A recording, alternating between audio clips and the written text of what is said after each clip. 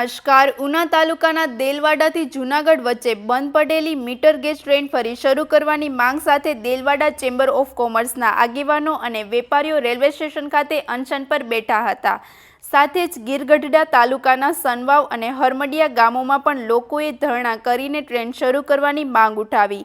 આ ટ્રેન પર આશરે 23 જેટલા ગામો નિર્ભર છે, જેમાં વિદ્યાર્થીઓ, દર્દીઓ અને મજૂર વર્ગ માટે આ ટ્રેન ખૂબ જ મહત્વપૂર્ણ માનવામાં આવે છે.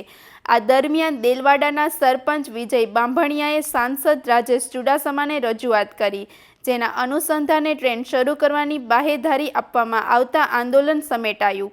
વધુ સમાચાર માટે જોડાયેલા રહો. RP Gujarat news, Rajkot. આપનો પરિચય. નમસ્કાર. દેલવાડા ચેમ્બર ઓફ કોમર્સના પ્રમુખ Mahesh સતીકોર.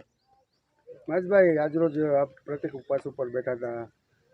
Delwada metre gauge train ચાલુ કરવા એટલે શું છે વિગત?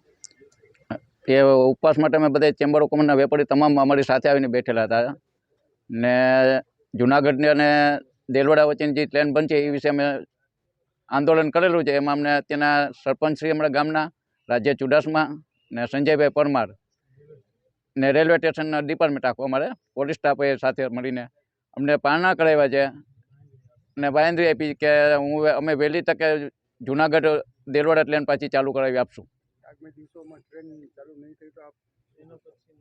એના પછીના અલગ અમે જે આવેદન જે અમારું ગામ નક્કી કરશે એની ઉપર અમે બધી માહિતી આપશું.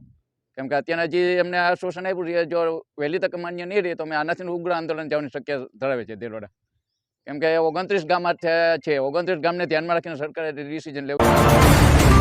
પરિચય. નમસ્કાર, હું વિજયભાઈ લાખાભાઈ બાંભણિયા, ગીર સોમનાથ જિલ્લા ભાજપના મંત્રી અને દેલવાડા ગામના સરપંચના પ્રતિનિધિ તરીકે આજરોજ દેલવાડા રેલવે સ્ટેશને અમારા ચેમ્બર ઓફ કોમર્સ અને ગામના આગેવાનો વડીલશ્રીઓએ આજરોજ પ્રતિક ઉપવાસનું આયોજન કર્યું હતું.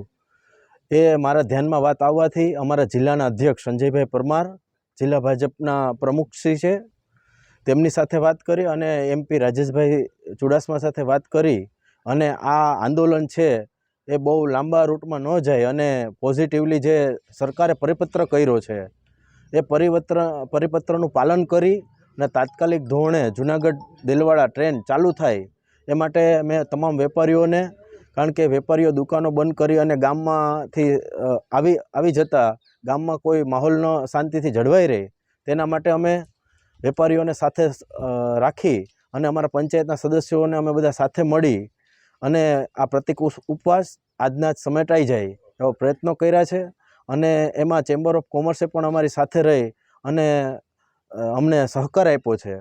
આવનારા દિવસોમાં વહેલામાં વહેલી ટ્રેન ચાલુ થાય એવા અમારા પ્રયત્નો રહેશે અને અમે આજરોજ એમને બાંહેધરી પણ આપી છે કે અમારા પ્રયત્નો જિલ્લાના આગેવાનો અને અમે સાથે મળી અને પ્રયત્નો કરશું કે દેલવાડા જૂનાગઢ ટ્રેન વહેલામાં વહેલી ચાલુ થાય.